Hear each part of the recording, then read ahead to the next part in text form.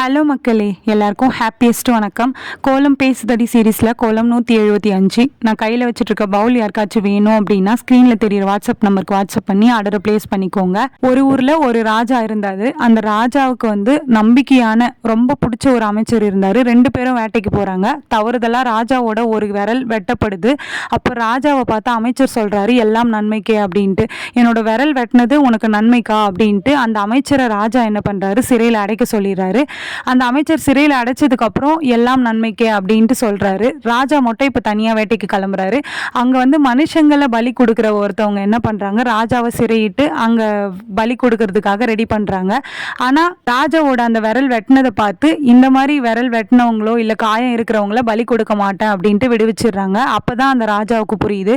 உடனே அமைச்சரை பாக்குறாரு. அமைச்சர், சரி எனக்கு விரல் வெட்டினதுக்கு நீங்க நன்மைக்கே சொன்னீங்க, இப்போ உங்களுக்கு நீங்க சிறையில் அடைச்சதுக்கு ஏன் நன்மைக்கு அப்படின்னு சொல்லிட்டு சொன்னீங்க அப்படின்னா, நம்ம 2 பேரும் தான் வேட்டைக்கு போவோம், அப்போ உங்களுக்கு அடிபட்டிருக்கு, அப்போ என்ன தானே பலி கொடுத்துருப்பாங்க, அதனாலதான் எல்லாம் நன்மைக்கே அப்படின்னு சொன்னேன் அப்படின்ட்டு அந்த அமைச்சர் சொன்னாரு. அப்போதான் ராஜாவுக்கு புரிஞ்சுது, எது நடந்தாலும் நன்மைக்கே அப்படின்ட்டு எடுத்துக்கினா லைஃப் நல்லாவே போகும் அப்படின்ட்டு. உங்களுக்கு என்ன தோணுது அப்படின்ட்டு கமெண்ட்ல சொல்லுங்க. இந்த பவுல் யாருக்காச்சும் வேணும் அப்படின்னா ஸ்கிரீன்ல தெரியுற வாட்ஸ்அப் நம்பருக்கு வாட்ஸ்அப் பண்ணி ஆர்டரை பிளேஸ் பண்ணிக்கோங்க.